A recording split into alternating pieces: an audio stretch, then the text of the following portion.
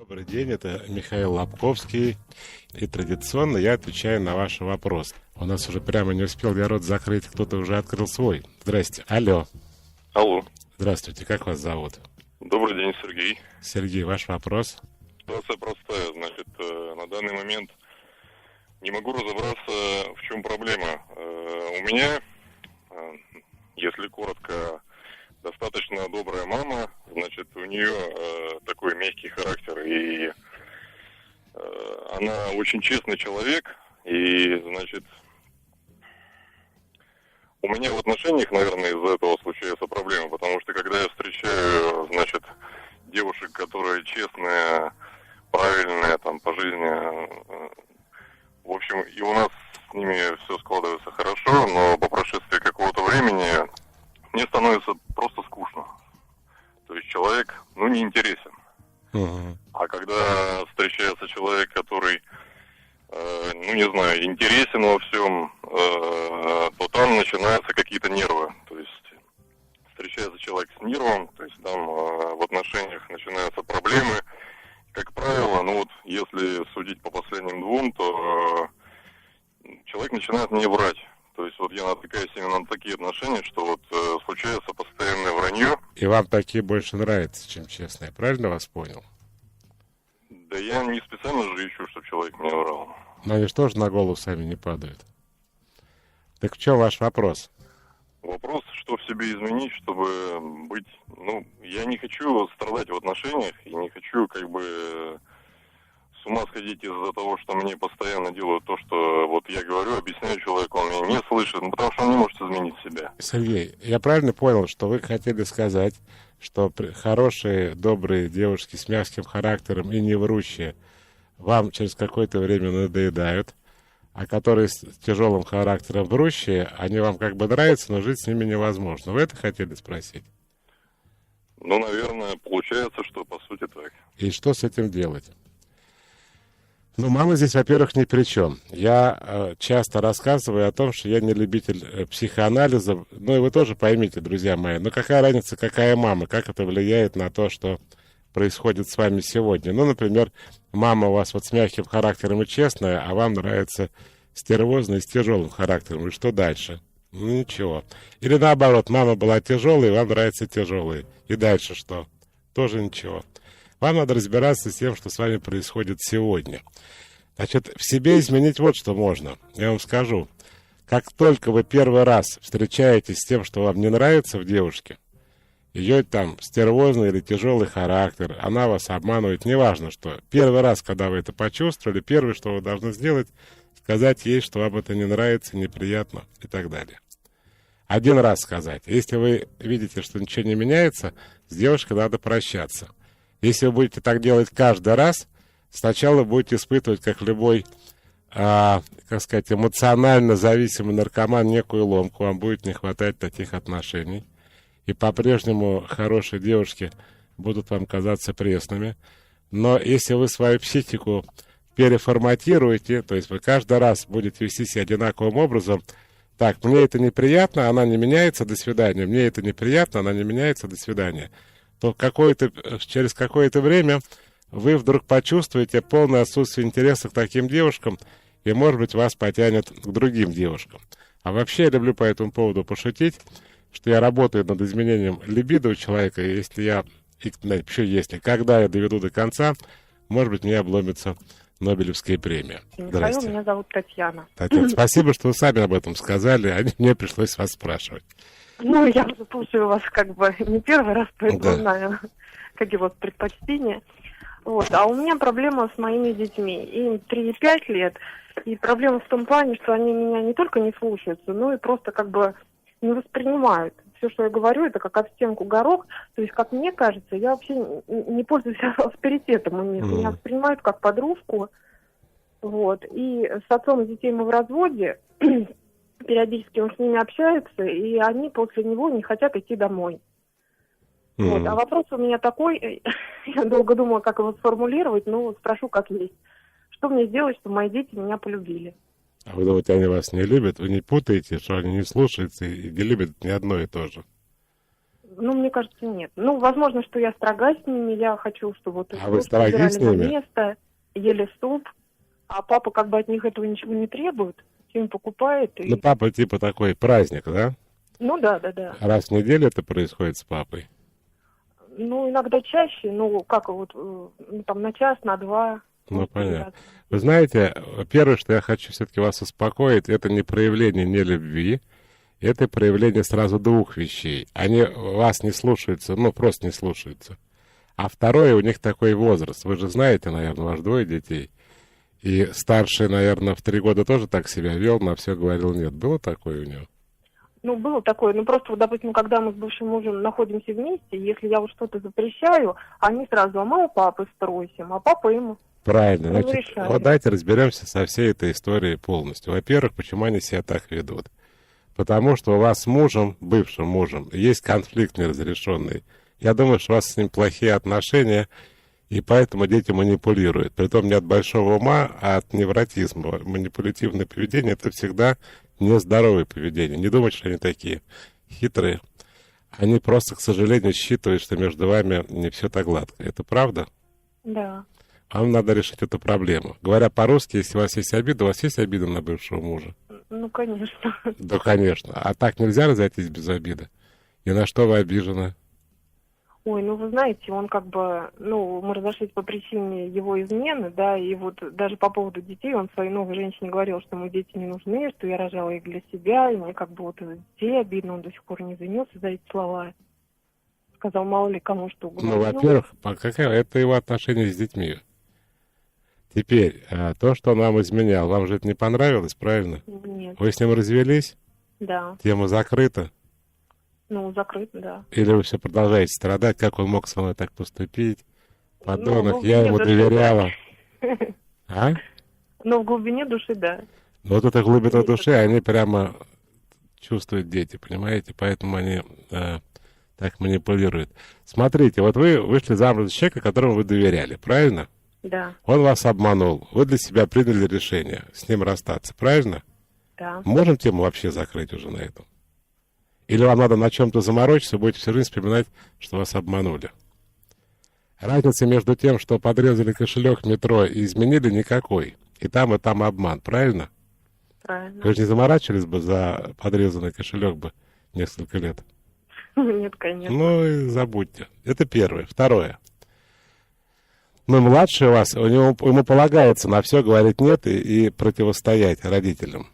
Потому что у него такой период, он связан с тем, что дети, ну, до 3 лет, они себя чувствуют частью родителей, а родители чувствуют частью самих себя. А для самоидентификации, такое непростое и многосложное слово, им надо понять границы, что можно, что нельзя, чтобы они поняли, кто они сами, без родителей. Понимаете меня? Да. Поэтому они по любому поводу будут говорить «нет». Будут не соглашаться, там вы их одеваете, они убегают, есть не хочу, спать не буду, ну и так далее. Теперь, что с этим счастьем делать?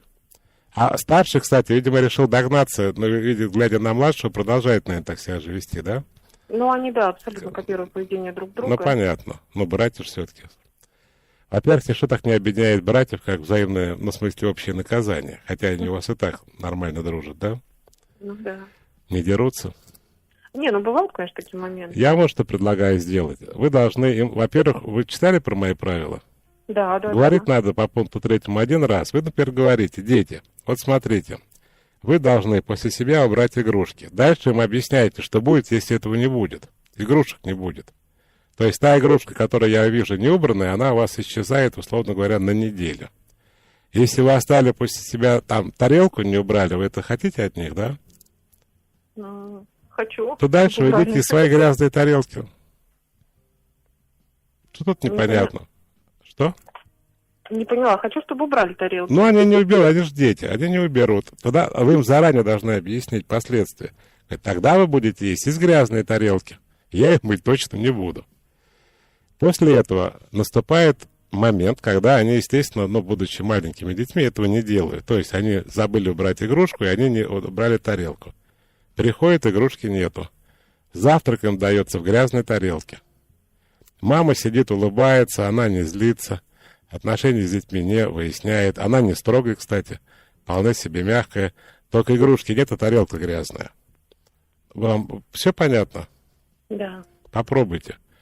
Как-нибудь позвоните, расскажите, что из этого получилось. Спасибо вам большое. На здоровье. Михаил, здравствуйте. В прошлом я была моделью, и у меня было несколько довольно откровенных фотосессий. Это осталось в прошлом, но меня преследует чувство стыда и страха, что люди из моего нового окружения об этом узнают, что это отразится на моей репутации. Я постоянно нервничаю, у меня учащается сердцебиение, страх доходит до паранойи. Я даже думаю о пластической операции, зная, что просто не изменить, но как научиться жить со своими ошибками и не бояться их последствий. Вы думаете, подпись Мерлин Монро? Не, Анастасия. Мерлин Монро точно так же говорила и тоже переживала.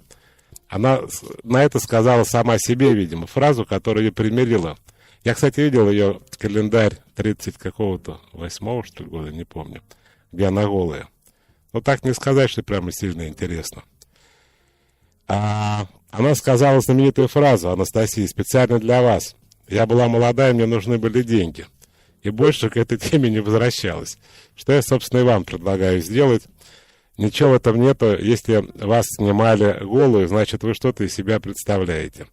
Значит, есть тело, на которое, там, раз фотограф это делал, кому-то приятно смотреть. Гордитесь им, что ли, я не знаю.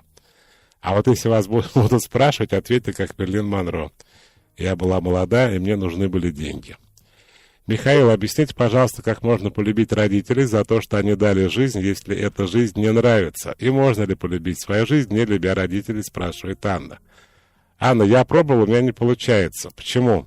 Как только вы начинаете пытаться любить свою жизнь, то родители, как люди, которых вы не любите, они начинают вам, не они, конечно, а ваши чувства, начинают портить все удовольствие от попытки полюбить жизнь. Это во-первых. То есть вы все время будете возвращаться к тому, что у вас есть очень не люблю родителей. Это же не абстрактно не люблю. У вас, скорее всего, есть на них обида какая-то. И она не даст вам полюбить жизнь. Это первое. Второе. Очень простая схема. Когда вам не нравится ваша жизнь, вы вините во всем родителей. Когда вам нравится ваша жизнь, вы перестаете на них обижаться, считая, что вот спасибо им, что они мне ее дали, эту жизнь. Поэтому вы можете идти к психологу, работать над тем, почему вы не получаете от жизни удовольствие, почему вам жизнь не нравится. И когда вы этого состояния, когда она нравится вам будет, достигнете, я думаю, вас отпустят по поводу родителей. Добрый день. Говорите, пожалуйста. Алло. Здравствуйте. Добрый день, Михаил. Спасибо вам большое за вашу передачу. Часто вас слушаю. Очень сильно помогаете. Меня Олег зовут. У меня вопрос следующий. Лев или Олег? Я не расслышал. Олег. Да. Развелся с женой. Где-то почти год прошел. Живем пока еще вместе, 2 детей. Для тебя я все это решил, что я не хочу больше, как вы говорите, да, делать то, чего не хочу. Я хочу делать то, что хочу. Вот. Я для себя понял, что я хочу жить либо отдельно, естественно, хочу общаться с детьми, видеть их, участвовать в их воспитании. Вот. Но чувствую сильную чувство вины перед детьми за то, что вот так получилось с ее мамой. Вот как от этого избавиться, скажите, пожалуйста. Для этого надо понять, что ваши отношения с их мамой – это отношения взрослых. И если вы хороший отец, то независимо от того, что вы живете или не живете с их матерью, вы будете продолжать быть хорошим отцом. Чувство вины очень плохая история, потому что вот эти вот праздничные, ну, когда вот слышали перед вами, да, женщина жаловалась на мужа, что там праздники никаких, там не то что наказания, а даже дел нету. Вот, типа, вот я так, мне жалко детей, что я с ними не живу, поэтому мы не будем вылезать из ресторанов, зоопарков, кинотеатров, аттракционов и так далее. Это неправильно, потому что это продиктовано не любовью к детям, а именно чувством вины. Вы сейчас с детьми общаетесь?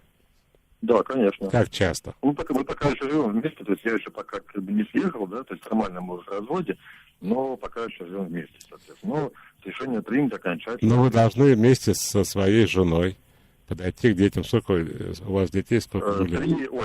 Год и 9. Ну, 9 лет, понятно, а годовалому вряд ли что-нибудь объясните. Ну да.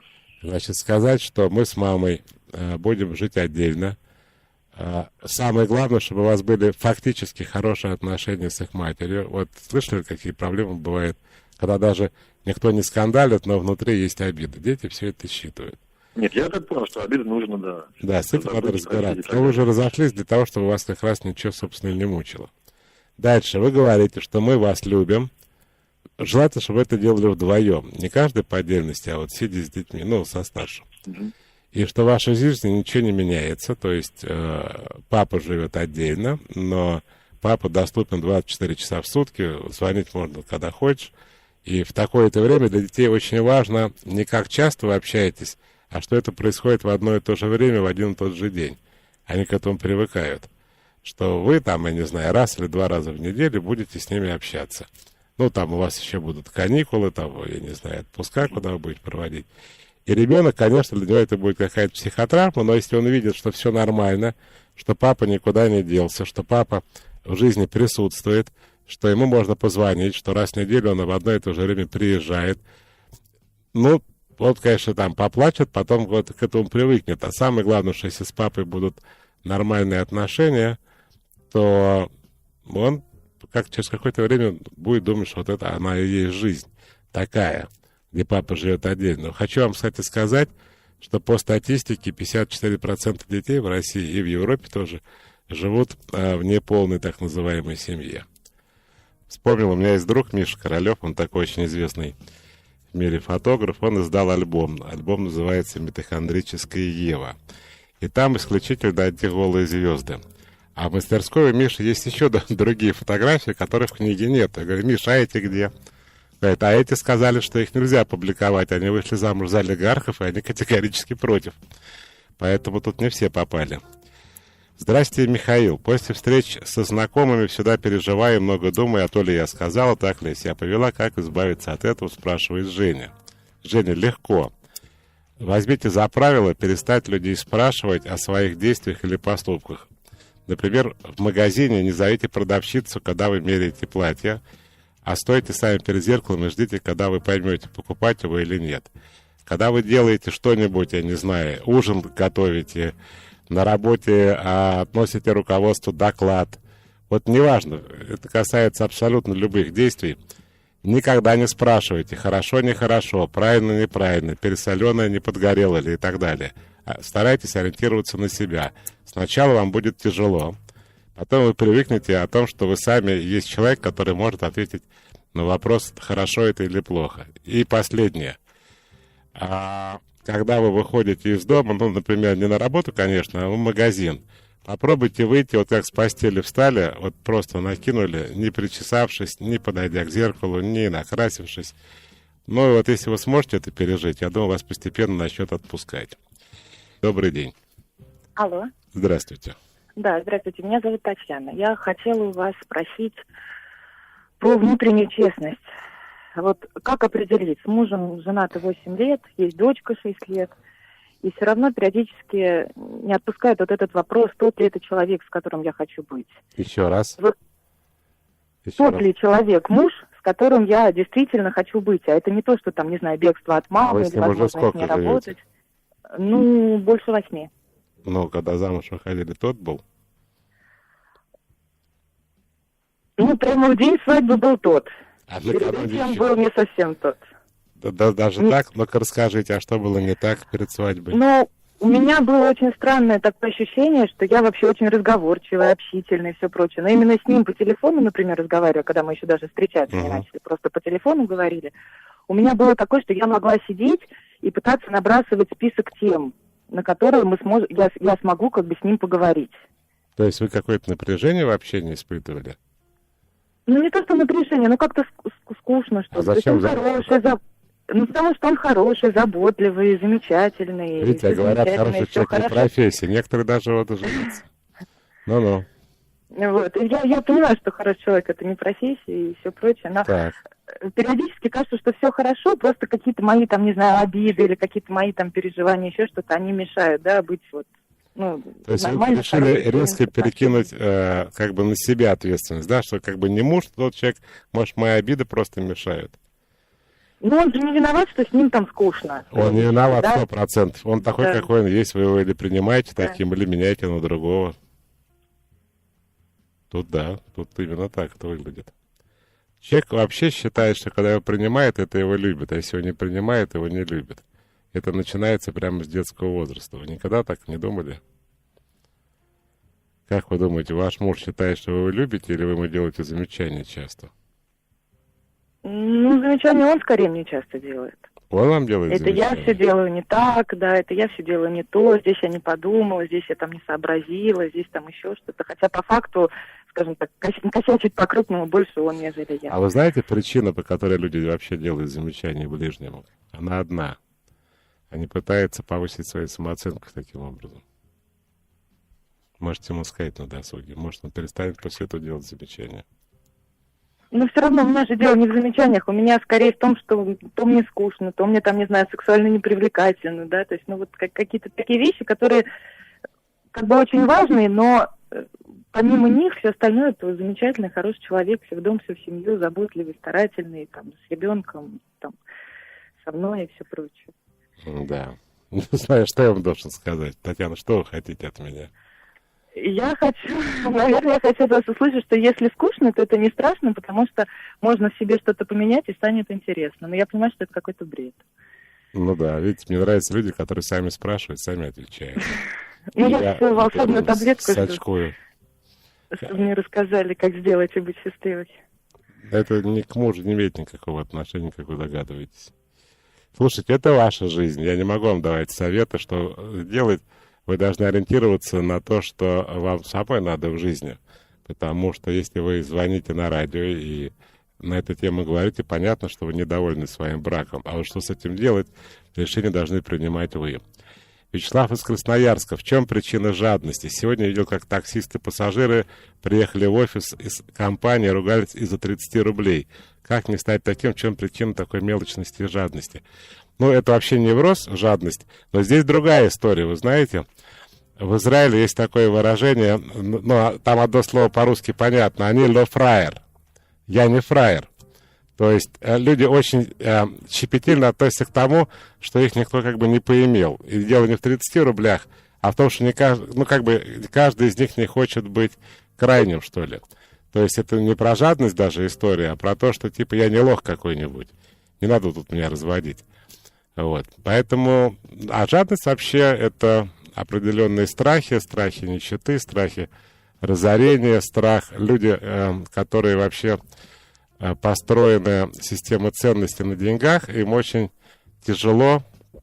Ну, они считают, что это вообще их ценность и привлекательность, они очень болезненно относятся, когда там денег нету, и жадность очень часто связана.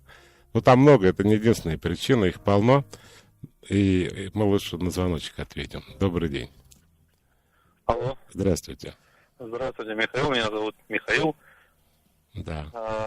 У меня следующий вопрос. Вы знаете, не могу никак справиться с тревогой и чувством вины в результате принятого своего решения. Какого? Ну, в общем, встретился с девушкой, у девушки есть ребенок. Вся эта ситуация и мой выбор крайне не устраивает мою маму. У моей мамы до кучи ворох, конечно, своих проблем, связанных с тем, что у нее своя мама, она инвалид немножко, и там постоянно нужна помощь. Ну, по хозяйству, да, мы там вместе все время какие-то дела делали своих а вы с семей, мамой как бы, живете? у нее нет. Нет, отдельно. А я сколько вам лет? Прилично уже. 96? Ну, примерно. Да нет, конечно, 29. 29.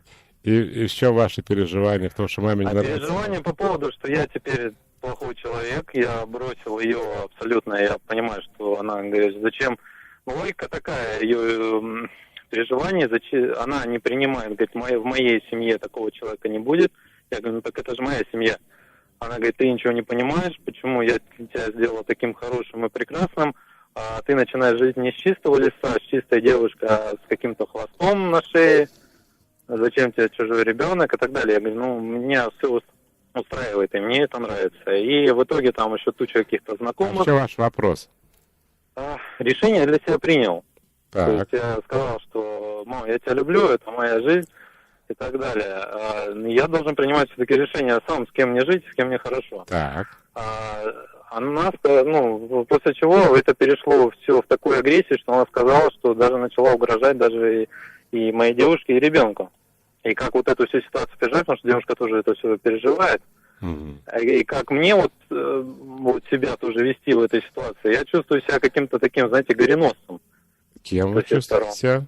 Ну, человеком, который несет всем какие-то проблемы. У меня, по-моему, вот это чувство вины. Давайте разрядим, во-первых, обстановку. Есть такой анекдот, как мама дарит сыну 2 галстука на день рождения. Вы рассказывали. Помните, да? И он приходит в галстуке, говорит, а что, второй не понравился? Не понравился, да. То есть вы с мамой не договоритесь. Это исключено, это вообще не ваша проблема. Вы не мама вашей мамы и не ее психиатр. Это понятно? Да, это поэтому маму просто оставьте в покое. К сожалению, мама вот такие тараканы в голове, и вам просто надо это понимать, что дело не в вас, не в том, что вы не того человека выбрали, и не в том, что вы ее бросили, а в том, что мама ваша, к сожалению, очень жесткий невротик. Это правда. Кроме этого, она, говоря, какого она прекрасно вырастила сына, дает понять, что ее ни один выбор не устроит в любом случае. Если только Лизавета II, но она уже старая. Поэтому маме вы никак не угодите, понимаете? Это я понял. Значит, дальше вы должны вырасти. Ваша проблема в том, что вы сейчас разговариваете как маленький ребенок. Мама там обиделась на него, мама там угрожает. Вот как такая психология детская. Вы должны маму, к сожалению, для мамы просто поставить на место. Но дело в том, что за этим, к сожалению, следует дальше к радости. Когда вы ее поставите на место, у вас начнутся хорошие отношения. За счет того, что она вынуждена будет считаться, что у нее взрослый сын. Если она хочет иметь с ним отношения, она будет общаться так, как скажет сын, и никак по-другому. Или так, или никак. Для этого вы должны не бояться. А мама может по-всякому. Она может вам бойкоты устраивать, не разговаривать с вами, сказать, что больше ты мне не сын. Ну, мы и так не разговариваем сейчас. И примерно такая вот ситуация. Там, да, много оскорблений летит. Я ей сказал, что, слушай, мне неприятно так разговаривать, давай лучше не будем вообще говорить. Не просто, а это, ну, вы слышали тоже, не первую передачу слушаете, да? Да. Согласно, вот видите, это 3-е правило, но все время вылезает, да? Один раз вы сказали маме, 2-й раз вы ей ничего не говорите. Вы ей не говорите такие вещи: мама, мы с тобой договаривались, мама, мы с тобой уже об этом говорили, мама, ты мне обещала. Вот это не надо делать. Вы ей сказали, что вас не устраивает такое отношение? До свидания. Если мама, и когда мама захочет иметь сына, она позвонит и скажет то, что сын хочет услышать. Сынок, я уважаю твой выбор, где она мне как дочь, а это мне вообще как внук, и давай я к вам сейчас приеду. Если нет, мама, ну это уже твои проблемы, дальше без меня. И здесь самая большая ошибка: из-за чувства вины вы начинаете бегать между женой и матерью. Даже не пытайтесь дергаться. Бегать никуда не надо, замучаетесь. Михаил, единственный вопрос, да. Можно сейчас задам? Вот именно есть обстоятельства, которые мне дают покой. Вот у нее вот, ну, бабушка, да, грубо говоря, моя. Вообще они мне приемные, кстати, что не странно. Как бы это ни странно. Она вот больная, там нужна постоянная помощь, я знаю. Я ей предлагал, допустим, помощь, она говорит, мне ничего от тебя не нужно. Все. То есть я просто успокаиваюсь. Все, конечно. Не лезу вообще. Абсолютно, никуда. Да, абсолютно. Я сейчас делаю все так, как, ну, правильно. Да, маме сколько лет? Маме 46. Да, моложе меня, господи. Переживет. Ну, она, тем не менее, сказала, я любила так твоего отца, что я всю жизнь на тебя положила. И она, кстати, винит меня, потому что личная жизнь не удалась. Потому что... Вы знаете, что говорят в этих случаях, да, это хамски, конечно, но если мама не понимает, я не просил меня рожать, мама, извини. Это был твой выбор. Ну она меня приняла, когда мне было уже 14 лет, как чужого ребенка. Как чужого ребенка? Да. Ну, слушайте, то есть вы приемный ребенок, а ваша мама приемный ребенок. И я приемный ребенок, и сейчас у меня получается так, что девушка как раз с ребенком. Да, получается еще такая история, что мама, получается, требует от вас какой-то отдачи, что ли, за то, что она спасала? Да. Ну, деньгами. Чтобы я считался с ее мнениями. Нет, пожалуйста, если надо помочь, открывайте кошелек, говорите, мама, сколько? Ну, это у меня уже была идея такая. Потому что какой-то, знаете, такой уже пошел разговор, я бы сказал, не в гуманитарную сферу. Негуманный разговор пошел. У меня еще чувство морали долго. Вот это с мамой стороны очень некрасивый разговор пошел. Очень некрасивый. К сожалению. Потому что мама что-то требует. Мы с отцом, я его любила. Мы тебя усыновили. Она об этом говорит, да? Ну, скажем так, я был сыном своего отца родным. Так. Они с мамой расстались, и дальше он начал встречаться как с этой женщиной, приемной мамой. Она меня приняла. Потом, так случилось, что отец умер, она меня вырастила, выучила, понятно. грубо говоря, помогла. Работаю я дальше сам. Ну, я сейчас понял. зарабатываю сам. Вы знаете, вы, конечно, маме благодарны за это. И вы, Я очень благодарен ей. Никогда ее не бросите, ей поможете, но не ценой своей жизни. Вы не можете быть заложником маминого бреда. Вот что я могу сказать. Вообще, я хочу сказать, когда человек что-то делает, он не должен просить за это благодарности. Я сам человек неверующий, но я знаю, что, например, в православии, христиан считается, что когда ты вообще просишь, чтобы тебе спасибо сказали, можешь это дерьмо сразу выкинуть, потому что как бы твой поступок уже ничего не значит. Если ты хочешь за это благодарности, то он вообще бессмысленный. Так маме передайте.